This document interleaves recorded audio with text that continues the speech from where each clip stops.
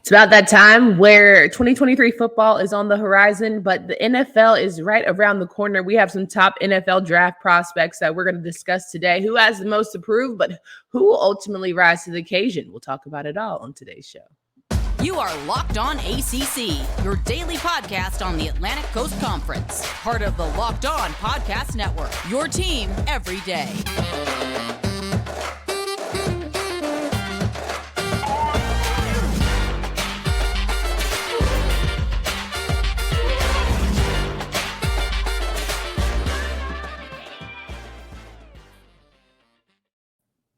What's going on, everybody? Welcome to today's edition of Locked On ACC. I'm your host, Candace Cooper, joined by Kenton Gibbs of Locked On Wolfpack. Each and every day, you can find us wherever you listen to podcasts. Make sure you download, subscribe to the podcast. Make sure that you hit the subscribe button on our YouTube channel. We love 1,000 subs, but we love 2,000 even more. So tell all your friends about your favorite ACC news show. Kenton, how are you feeling today?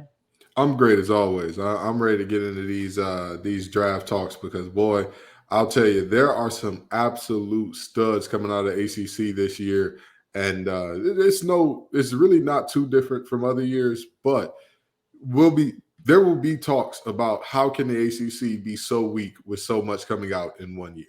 100%. And I think a lot of what equates to a really good season for some of these guys will be very dependent on how some of their opposite sides of the field do. And they'll talk about that and explain more of that as we get into it. But let's start with the top five. Number 5, we have Leonard Taylor out of Miami, who will certainly need to have a good year to help elevate Miami's game. He'll probably be the only one whose defense is going to be all eyes on them because we know Tyler Van Dyke and company are going to be a lot better than they were last season. We hope now that he has one of his wide receiver ones at the helm. But to me, Leonard Taylor is going to have a big show improve year if he wants to get Miami's defense to a higher level. Absolutely. That's not really I'll tell you this much. Leonard Taylor is a player that people look at and talk about in terms of interior defensive lineman with pass rush juice. That is something that is not common, and it will get you taken very highly. I believe his last name was Cansey from Pitt last year. It's the same type of deal. When you have big guys on the inside, stopping the run is a must. That's a non sequitur. That's the basement. That's the ground floor. But when you get that big fella that if we get him one-on-one with a guard, the odds are ever in our favor. Where football is about changing the math, especially defensively. And a player who can give you some interior pass rush, they change the math because now you have to shift passing. Now you have to shift your passing sets and your passing protections to that player, which then causes, if you have an interior guy getting your double teams, then guess what that means for those two guys on the edge? Guess what that means for that blitzing linebacker? So, he's the type of guy that at the end of the day, big fellas who can move and wiggle on the inside, they're always going to be immensely valuable, and he's one of them for sure. How essential will he be to Miami's defense this season? Because, they are trying to figure out how to find 6, if not more, wins. I look at Miami's defense, and like we always talk about with Miami, talent everywhere. Talent at multiple positions. That defensive line is supposed to be stacked this year. It's supposed to be stacked, but he's supposed to be the leader. He's supposed to be the leader. And I'll tell you this. The reality is when you look at Miami as a team, or if you look at just Miami as a defense, every defense needs to have really good to great players at each level in order to be a really good to great defense. They have some safeties that are supposed to be first-round draft picks as well. They have some linebackers who are being looked at as when they get older, when they develop a little bit more, they could be something special. So Leonard Taylor is already at that point to where you've reached a point of maturity, brother.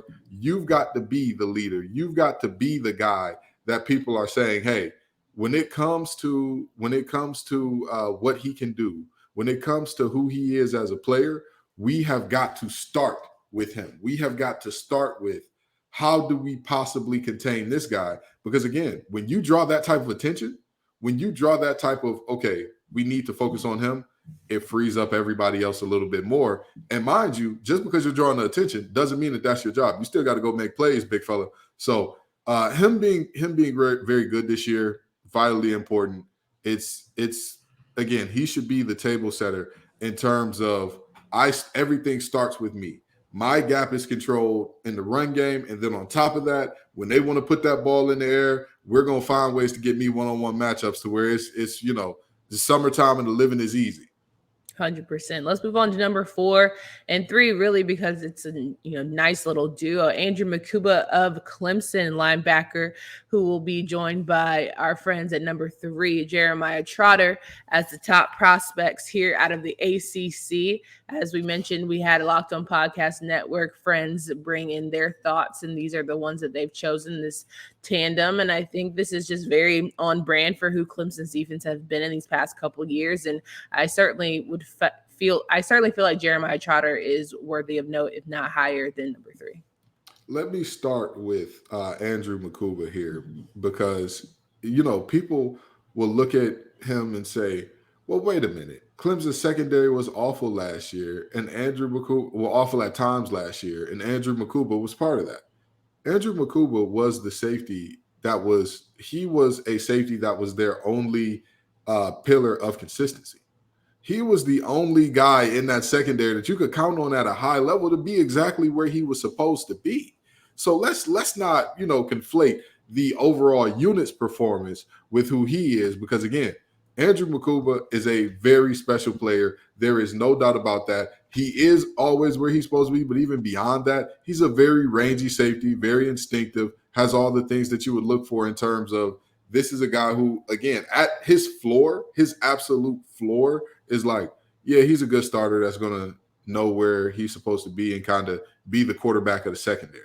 Like that's his floor, I believe. His ceiling, he could be, again, that range that he has, the ability to tackle that he has, the ability to diagnose plays that he has. He could be something very special, but that's projection going forward. So Andrew Makuba being this high, I get it. I can get behind it. Now, Jeremiah Trotter Jr. Oh boy.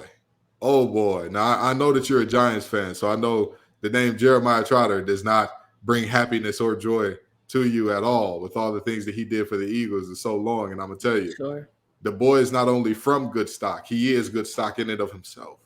He is a ball player. That is I talk about it all the time, how you thought that Clemson's old linebackers were like the guys, and there's no disrespect to them, but they weren't Trotter. This is a young man that can do it all. And let me explain to you how good of a player and a prospect that Trotter is. Sure. Generally, positional value determines where people are seen at in terms of where their draft stock is or where their draft rating is, and we'll get into that with these top 2. But with that being said, people are looking at Trotter as a inside linebacker, a linebacker who plays off the ball for a majority of his time, as one of the top prospects in the draft. That is unheard of. It is very rare in today's day and age to see a Mike linebacker be talked about as, hey, that's a guy that's probably going to go inside the top 15, maybe top 20. It's very, very rare to see that, because the guys who can do everything that Trotter can do it's rare. A guy who can be a true 3-down Mike linebacker, and I know that phrase is strange for some people to hear, but trust me, it's not ordinary for linebackers in today's game to be asked, hey, we need you to cover some of these tight ends, some of these running backs and all that in space. And we need you to be able to take on some of these behemoths of guards and centers coming downhill at you. And, that's your job, brother. You've got to, you're not just a B-gap to B-gap linebacker anymore. That's not – the NFL doesn't have that anymore. So Jeremiah Trotter Jr. is a player that, again, he can do a little bit of everything at the linebacker position, and you will not see a linebacker rated this highly if he can. And that's, he's that guy. He's that guy. He's strong at the point of contact, good in coverage, very fluid hips, great movement in terms of understanding route concepts and getting to where he has to be. So he's a guy that it makes sense to see him at number 3 here. Yeah, and I definitely feel like, at the end of the day, it's something where Clemson of course, being one of the top teams in the ACC, if not the top team, they're going to make that makes them scary. But why we don't really talk about them as much is because we're so used to greatness. We're so used to having strong linebackers. We're so used to having, strong offense. And of course, Cade, there's a lot of questions around Cade this season. But I think that, ultimately having a new offensive coordinator will take Clemson to be the top team without question. And as much as I feel like Florida State has been in the conversation, when you have two guys like Trotter and Makuba, it's hard to argue against Clemson still being the number one. Well, and that's the crazy part about it. We're going to get into this later, so I don't want to spoil anything. Those two aren't the only ones who could be hearing their names called very early, who could be waiting in the green room for a very short time before they hear their names called. And so you're right. Clemson doesn't rebuild. They simply reload. They simply say, oh, great, we had a great season. Good. Put new shells in. They figure it out, right? That's what this team does. And so, it's not much of a surprise to see these two. Like I said, Makuba he's that traditional free safety, that middle of the field guy. He's going to play center fielder. And when you loft that ball up there, thinking you got a deep shot, he's the eraser there. In terms of Jeremiah Trotter Jr., again, the modern linebacker personified. He can do all the things his dad did plus some. So, it's going to be very interesting to see how their seasons progress this year and where they land in the draft. We're talking through more of our favorite draft picks in the ACC, the top ones at that, voted by our friends at Locked On Podcast Network. But first, want to remind you guys about our friends at Bird Dogs. They make you look good. Bird Dogs is a stretch khaki shorts that are designed to fit slimmer through the thigh and leg, giving you a truly sculpted look. Shorts do the exact same thing as Lululemon, but fit way better. That's why you should try Bird Dogs. They are regular shorts made of stiff, restricting cotton, and then Bird Dogs fixed the issue by inventing cloud knit fabric that looks just like khaki, but stretches so you get a way slimmer fit without having to sacrifice movement. Bird Dogs uses anti-stink sweat and wicking fabric that keeps you cool and dry all day long. I hope to see some of you guys rocking your Bird Dogs. If you do, please let us know. Tag us in all of your favorite Instagram or Twitter posts and let us know what you really love most about Bird Dogs. Go to birddogs.com/lockedon or enter promo code LockedOnCollege for a free Yeti style tumbler with your order. That's birddogs.com/LockedOnCollege or promo code LockedOnCollege for a free Yeti style tumbler. You won't want to take your Bird Dogs off. We promise you. We're talking through the ACC prospects, and listen, number 2 is certainly one who has, to me, a lot of eyes on him returning and wanting to be one of the best in the biz when it comes to defense, is a defensive edge, Jared Verse out of Florida State. Jared Verse is, so we talk about positional value, right? Positional value basically means how important are you to the team? How important is your position to the team? And on top of how important is your position to the team, how likely is it that we find another you? Let's just be very honest about this, right? That's why running backs don't have a ton of positional value, because you can find a pretty good running back in the 3rd, 4th round. Like, that's just what the NFL has shown us, at least. Jared Verse is it's hard to describe, because watching his tape gets me excited, gets me fired up. As a former defensive lineman myself, watching Jared Verse get after it is a thing of beauty. His game lacks nothing. But he's not just a guy who can, he can do this, he can do that. He has the extras to go with it. If you watch Jared Verse play, you don't have to watch the highlights. Watch the film, watch the game, and watch number 5 in the garnet and gold. And what I will tell you is that Jared Verse is always going at 100 miles an hour. And he is, to do that and be a guy as tall as he is, as bendable as he is.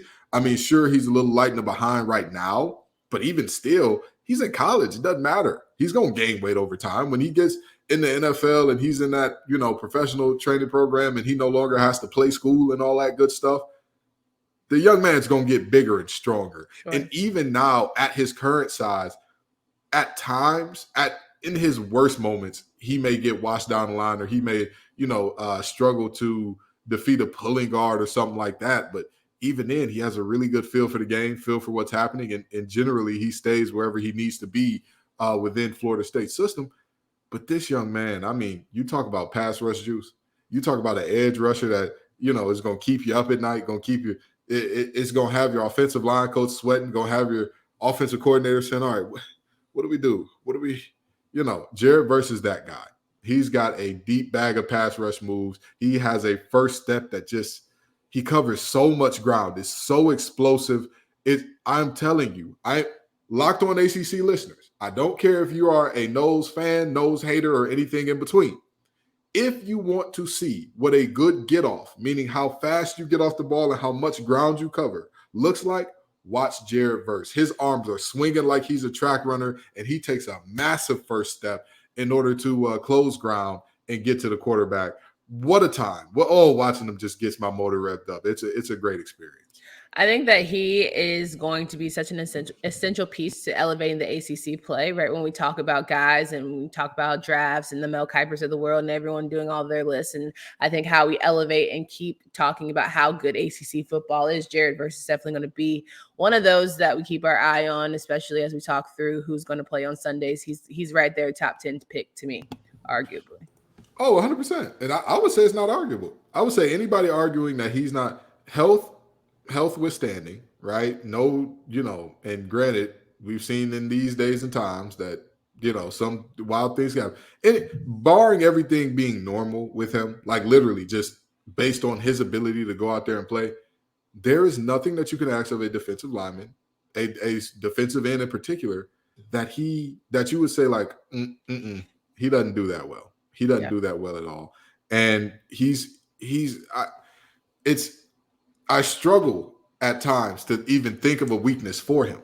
That's how good his game is. All these other guys, if you ask me to name like, hey, what's one weakness or two weaknesses of them, I could come up with something. With Jared, again, it's a struggle too. I can project what he would struggle at the next level, but watching him now, it's like, whatever he wants to do, he's going to do it. Wherever he wants to be, he's going to be there on that football field at Florida State right now. Sure. Let's move on to the number one prospect here. We know that there is a lot of conversation around him, a lot of eyes around him. All the pressure is on. And really, to me, the more pressure is on the other side of the ball for him. But we'll talk about that soon. Drake Maye out of North Carolina has been voted the number one prospect. Everyone is having him as one of the top picks, if not the top pick in their pre-mock drafts. And I just say, boy, what kind of sophomore season pressure is on this young man? This feels like a lot. Yeah, I mean, the pressure is on and all that, but I mean, realistically, it's a great thing to have if you're him. Like this is going to be a really, really loaded class at the top, and he's one of the top guys of that cream of the crop. He is everything that you would want out of a quarterback. He's got the prototypical size. He's got a rocket arm. He's got the ability to do special things as a runner. And please, folks, do not call Drake Maye sneaky athletic. He is just athletic. He is just the guy who can make you miss in the open field. He is just the guy who, when he puts the ball down under his arm, it's almost as dangerous as him with the ball in his right hand and ready to fling it.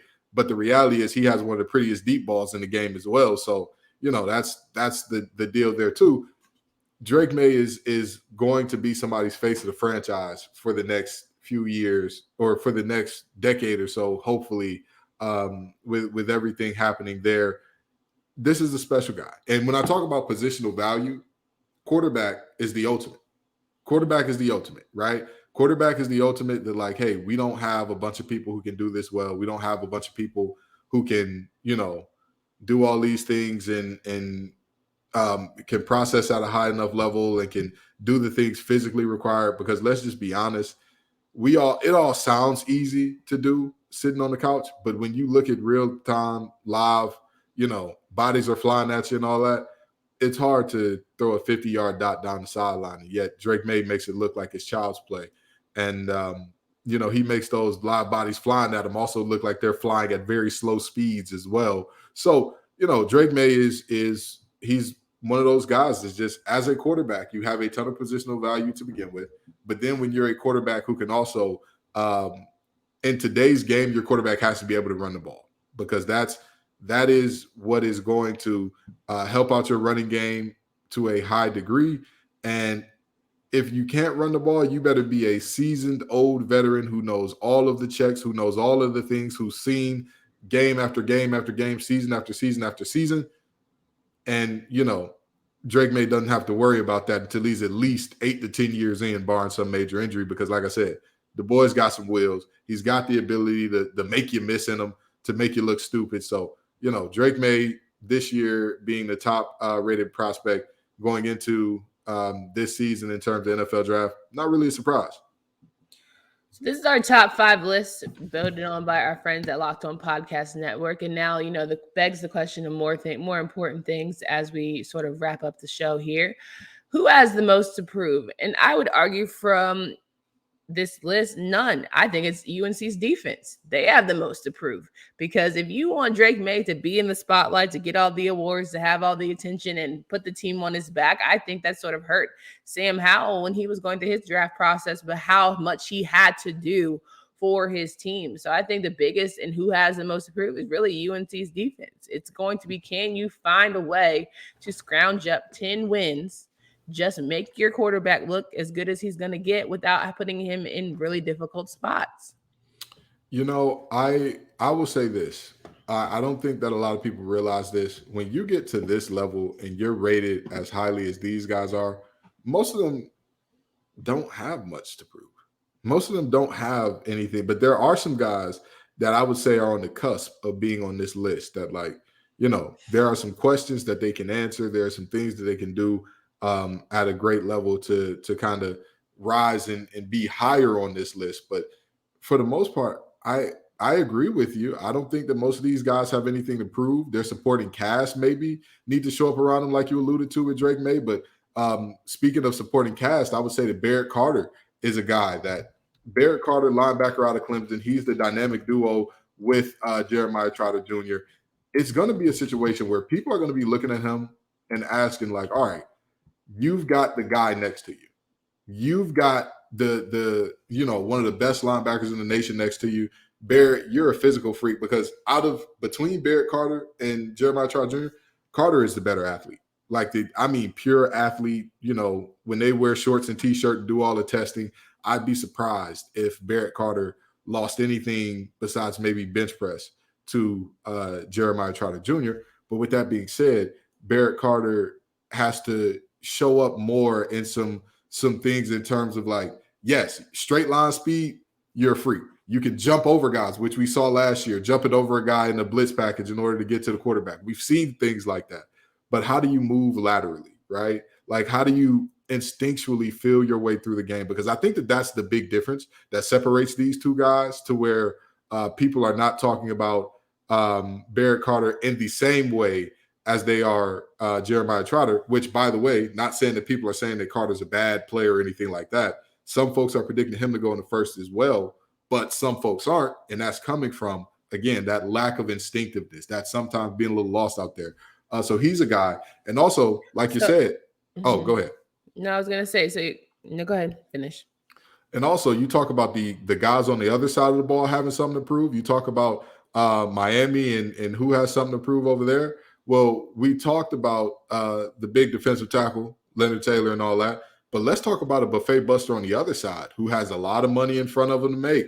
Big Zion Nelson, left tackle. He's a guy that is going to be essential in keeping Tyler Van Dyke's jersey clean. He's going to be essential to what that offense does. And the thing about Zion Nelson is this. Everybody knows who he is as a pass blocker. Everybody knows when it comes to keeping your quarterback clean, Zion Nelson is going to do an amazing job. However, this team can't be one-dimensional. They need to be able to do something besides throw the ball. They need to have some semblance of a running game, because when the games get close and you need to put it away, you need to ice the clock.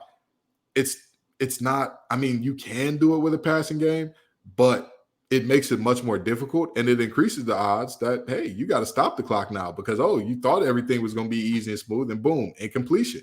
So Zion Nelson being a showing some improvement in terms of his run blocking this year, opening up wider holes and just truly being a nasty finisher. Ikem Ekwonu, also known as Big Ick out of NC State, was the first offensive player selected in the draft that he was in because there was a nastiness about him. That's like, hey, listen, when that man gets his hands on you, he wants to finish. He wants you in the ground. Zion Nelson does a good job of staying in front of guys, even in the run game. But the run game ain't just about staying in front of guys. It's about opening up lanes that are, open the floodgates of heaven and let that running back see a crease and show some skill. 100%. When we talk about who will rise to the occasion, I feel like Jared Verse is probably going to be the guy that, if he stays healthy, is going to be the best out of this crop that we mentioned on today's show. But I'd argue that Drake Maye will certainly rise to the occasion so long as, he has a lot of great help on that offensive line. Yeah, for sure. For sure. I mean, I think the question for UNC has always been offensive line. And, they've always had skill position players that were something special. And you look at the offensive line and you say to yourself, well, do something good, and we'll be all right here. And in terms of Jared Verse, here's the thing about Jared Verse that I agree 100%. I think of all the players, if I was to say who will have the best regular season of all these guys in terms of next year, I agree. Jared Verse is probably the guy. And let me say this. A lot of folks are saying that Florida State has the best secondary in the ACC right now. Why do you think that is? The front end affects the back end before the back end affects the front end. So what do I mean by that? Defensive linemen and their ability to rush the passer makes defensive backs look better quicker than a great defensive backfield is going to make defensive linemen look better than they are. Jared Verse is a guy that when he is on the field, you can send a double. Sure. You can send a back. You can keep the tight end to chip him. Sure. Last year was probably his first time seeing all that at a high level. Yeah, I think he's used to it now. So you can do all that, but no guarantees it'll work, buddy. 100%. Well, this is our show for today. I think that, ultimately it's going to be a very good season with a lot of top teams and a lot of top prospects showing their skill sets and making sure that we continue to elevate what is ACC football and hopefully get somebody in that championship so we can chalk junk like the SEC and the Big Ten and all the rest of our fun friends in our Locked On Podcast Network family. But for Kenton Gibbs and Candace Cooper, we hope you guys have a great and safe rest of your day. Until next time.